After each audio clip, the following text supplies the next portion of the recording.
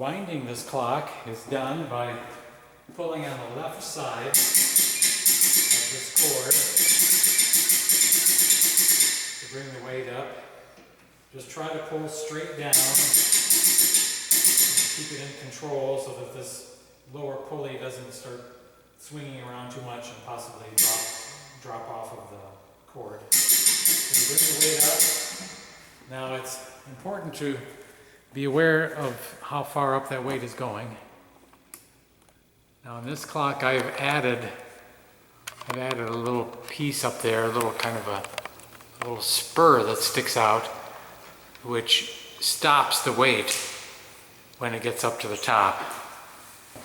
But on most of these clocks, I don't have that feature. So it is possible to wind the weight up over the top of the pulley and have it come crashing down. So you got to be always looking up to make sure that you stop before that happens, of course.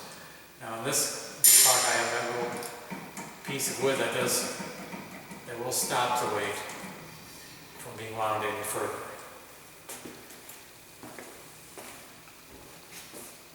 And then adjusting the hands, setting the hands, I should say, is done by turning the minute hand. As you can see, you can spin it around. The hour hand just follows along where it should be. You can go backwards with it. Now the hand tension will vary somewhat, since it's of course all wood. It's just a wood shaft inside of another shaft that's just rubbing slightly,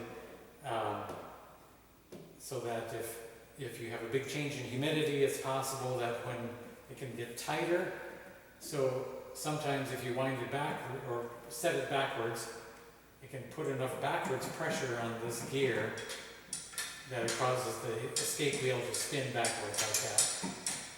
If that happens, if the clock isn't up so high that you can't reach it, all you have to do is grab the gear here, grab the wheel to hold it from turning backwards as you move the minute hand. But as you turn it clockwise, nothing like that will happen. Now the hour hand is just on a tapered shaft here that's riding over the minute hand shaft. And I can loosen that and pull it forward so that it just flops around like that. If this ever becomes loose, all you have to do is first hold the gear so it doesn't put too much pressure on the teeth of this little gear here, and then you can push this onto the shaft. And you have to make sure you get it lined up so that it's pointing correctly.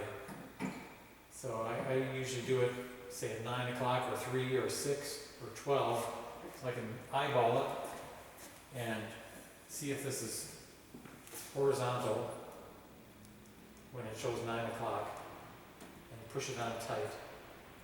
Or even to be more precise, you can line it up at 12 o'clock. It's pretty easy to see if that is pointing straight up, and then push that into position.